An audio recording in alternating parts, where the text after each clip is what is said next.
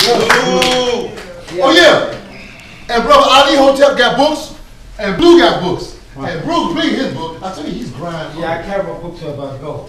And that's part of my sales pitch. You know, because this is what I do every day is I sell my books to pay rent, you know, buy clothes, feed my baby and stuff like that. And that's why I do what I do. I've been doing this for like, I've been selling this book for like 9 years. This one is my new one. This one is been out for about a year and a half now. It's entitled Don't Beat Your Children or They'll Turn Out Like Me. And it's not a book about how to raise your children. I just write about the irony and the paradox of everyday life in New York City with short quotes. Like I say things like, send your children to school and teach them how to steal legally, because that's the American way. Or I say things like, a good way to tell when you're in a rough neighborhood is when you see a lot of churches. Or I say things like, you know, people get mad when I say that, but I'm being real, you know, like I got one that goes, then I go from different states like, fellas, if you don't spend time with your girlfriend during the week, it'll be hard for you to find her during the weekend. My love life is going through a recession, and I'm looking for a girlfriend with a fat stimulus package. No, I just said that's all. This is all like books of one-liners, stuff like that about living in New York. This one is my book of poems, and I'll do a poem from this one, and it goes, close the bridges and the throughways into the Bronx and will be like a concentration camp. It already resembles a makeshift reservation, and the only thing missing are the casinos with the valet parking. But I knew once they put this Starbucks on 125th Street, the rent was going up. That was the whole purpose of crack being pumped into the neighborhood. And it would pimp the misery of the working poor in Vinci Harlem, would be a playground for the bourgeoisie. Then it would be like Jamaica. It would be like Puerto Rico. It would be like all those Caribbean islands where there's a hotel or a resort that separate the have from the have-nots. And if anybody ever spoke about social injustice or racial equality, they would be classified as a nutcase like me. But who remembers Marcus Garvey? Who remembers the cop showed the plunge with the man's rectum and the media insisted that he was sexually assaulted? But the rectum ain't a sex organ.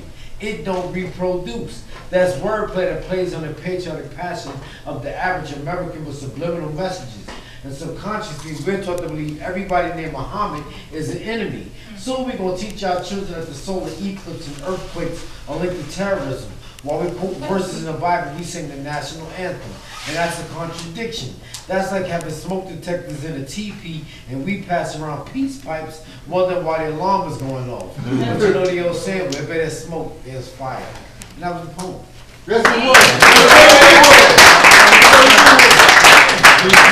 Yeah. All right, this one I got one that goes, sweet brown sugar was always a hot commodity. And right before the neighborhood was gentrified, you would find men from the suburbs that would risk their life to get a piece. They would tiptoe through the ghetto like a thief in the night, producing high yellow babies that could pass for white. So these girls in the suburbs got big butts now. They're like hip-hop music and Usher.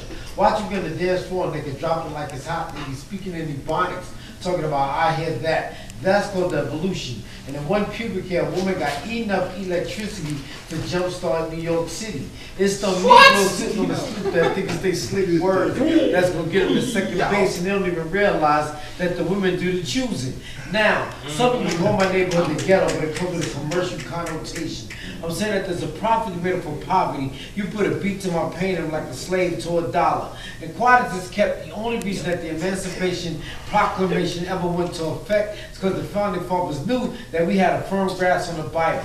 They knew that we'd go from coast to propagate our faith by showing more compassion for something that happened 2,000 years ago and show no concern for the woes that plague the hood today. If black people start going to church for 1 week, it will shake the economic structure of this country. That's when these crackers use all of their cheese and start building fences around the suburbs quicker than you can say, good ship Jesus. Then again, that's just a big if. All I'm trying to say is that my neighborhood is a funny place, but if you take it easy, you might die laughing. All right.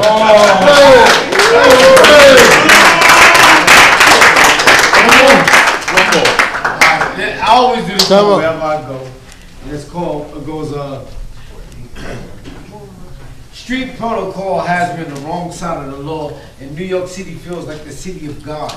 I come from nothing with nowhere to go, so what can the government take from me when I ain't got shit? I got a closet full of clothes, bad credit, my big mouth is always getting me in trouble. But check this out, even if I was walking backwards, it would be still considered a step in the right direction.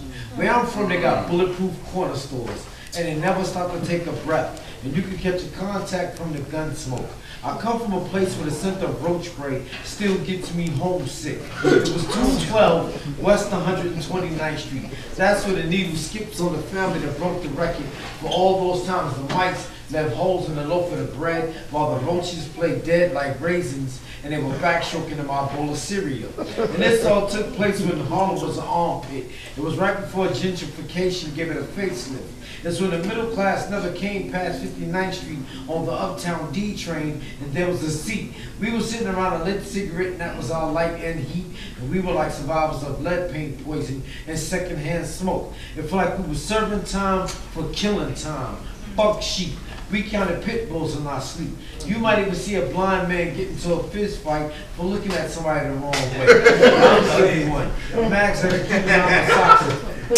Mags had to keep drying my socks in front of the stove with my underwear on the radiator, and I started saving all of my acid pumps because I heard they'd be worth a lot of money someday.